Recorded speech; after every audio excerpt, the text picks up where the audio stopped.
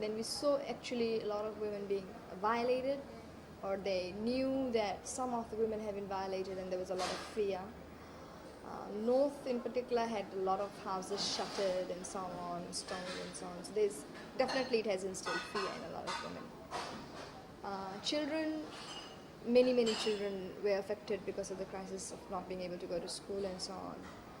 But also the remarks, the whole racial tinge came into it. Also, women's voices were not heard. I mean, there were things that women went and reported to, well, men went and reported to, and the justice was not being done. So generally, women have suffered, but there is no voice. I mean, where do they go and report to? Things only get worse. And one of the farmers in Rikepi said to me that we've been humiliated, we've been violated, but the more we talk about it and the more it will come into the limelight, it'll just get worse. Humiliation will just get worse for us because there is no justice. It has affected both the communities. In the Fijian community, we saw all these things, but in Fijian community, we saw, I was there up in Vanikoro in February, and there's like 200 farmers have been evicted, at that time had been evicted from that area, and still continuing. And the Fijian women were saying how there's nobody buying the coconuts and the fish because the farmers were the ones buying their income, that was the source of income. So they have been affected, and of course the relations have we never realized how interdependent we are until the crisis happened and we started getting up and moving away from each other. And the suspicion is pretty much still there.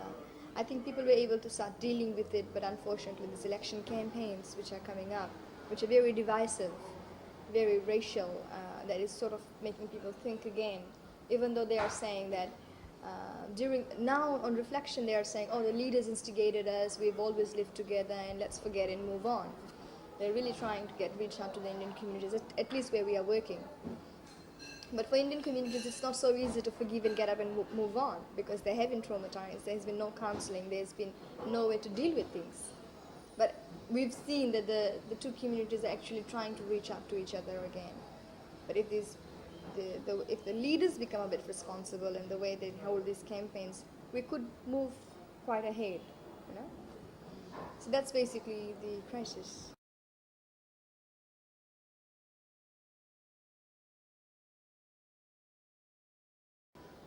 Education, I think it's a big one.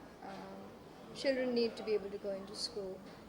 Women, a lot of girls in the rural areas get dropped out of school because schools are so far, especially high schools. If you look at Vanuatu alone, there are very limited number of schools, and girls miss out on education because they're not able to travel from so far. There's no boarding facilities and so on. Similar things happen in the rural areas in Vitilevu. They're not able to get out to school, so they miss out on education. They get married, they start their homes, and after a while they do have this inspiration, they do want education, further education. It does not happen. Access to information, babies dying of diarrhea in this day and age. Cancer, women dying of cancer, not being able to go and do pap smear test even though it's free and so on. So the information is not going out. Women are not being empowered with that knowledge or with that information, hey, that I can get up and go to the local hospital and do have pap smear test, for example. So that is basic. But also, it is easy to say economic empowerment. Women on a day-to-day basis they have local resources, they're doing a whole range of things. There's no market. I mean, how does a woman in Ra get her chilies or her tapioca? The only place probably she can sell it in is in Ra market. But if there's oversupply of things there, then there's no market. And sometimes it's hard for her to leave her old mother-in-law or little children and so on to get up and go. So there's no marketing, there's no way of product development, there's no way of helping them package their products and so on. And there's no agency helping women market the produce. So, okay, it's easy to say economic empowerment and go and train them in small business management, and that's about it. We're from there. So I think very basic is we need education. Women need access to health services and so on, but generally, if they have a little bit of money, they'll be able to send their children to school, they'll be able to educate themselves, look after their families, ensure that there is health services and so on. We all know that a woman, you ask her what are the concerns. She'll first say my children's education and children's shoes and husband's health, and her health comes last in her list.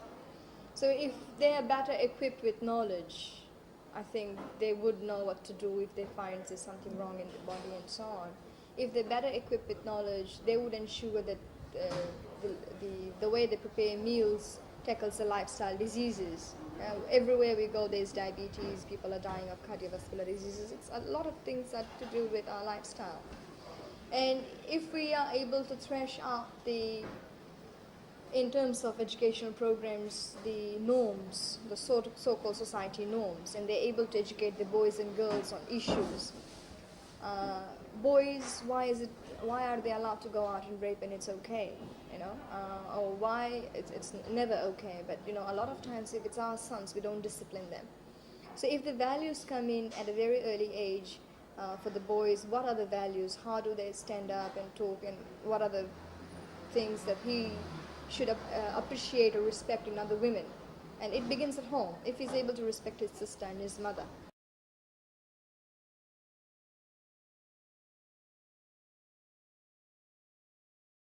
I think leaders who are conscious of entire Fiji, what is largely seen, and I really have a problem with, is our policies are built very much in Suva.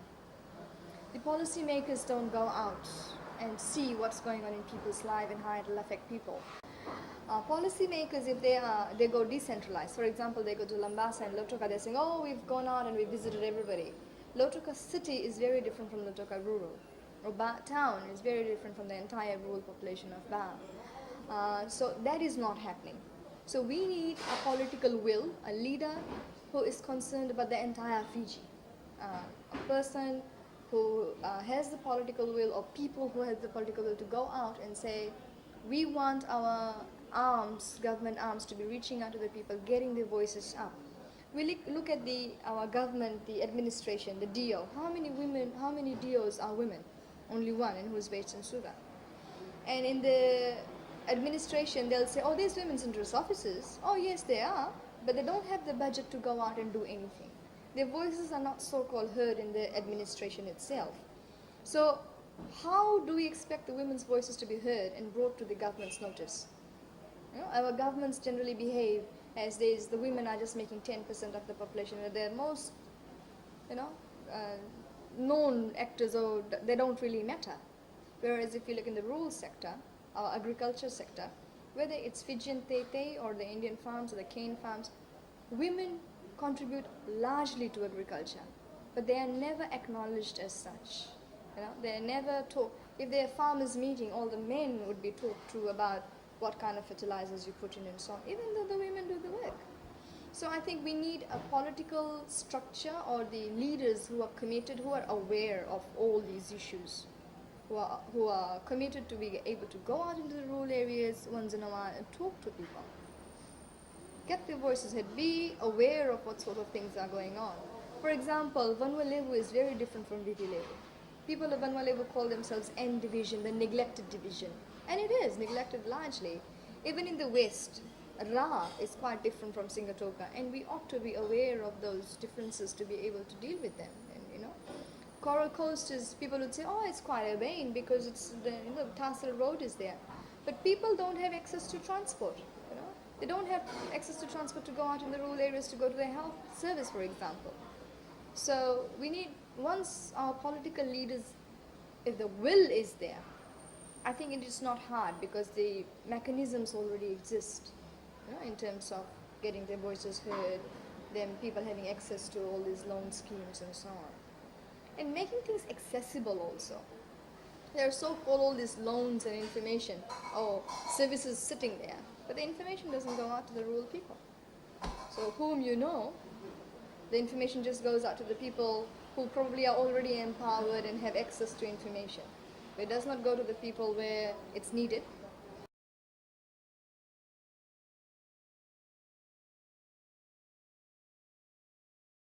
I think we need to be practical and able to see how much is practical. People who are sincere and who will bring people together. we, all the ethnic groups here, the Indo-Fijians, the Fijians, the Melanesians, the Pacific Islanders, the Patriarchians, we are here to stay. We all make up Fiji. If we see a wholesome vision, our leaders coming out with wholesome vision, not only in talk. I mean, a lot of talking multiracialism. The very people were talking some other things only a week ago, because it's fashionable to talk about it like that now, or it's fashionable because the international community will recognize us. I think our women are very wise, and they will be able to see people through. If people are sincere out there, who will definitely do something constructive for us, yes, I don't think we need to be influenced by anybody. We know who's out there who will help us out or have our voices heard. We go ahead and vote for people like that. But we have to be very careful not to be swayed by people who come and tell us, this is the person you vote for. The very important thing that we keep telling our women is ask yourself why. Why should I vote for this person?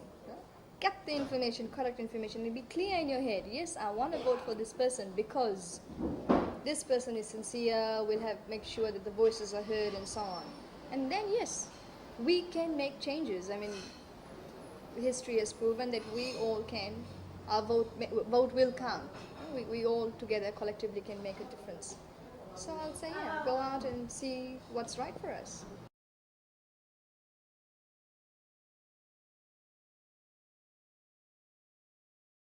I think in 10 years' time, we would definitely all remain here. I would like to see how we started building ourselves, learning about each other and being respectful for each other. I mean, we all have our own identities, and it's important to retain those identities, but being respectful for each other. I would like to see a vibrant Fiji.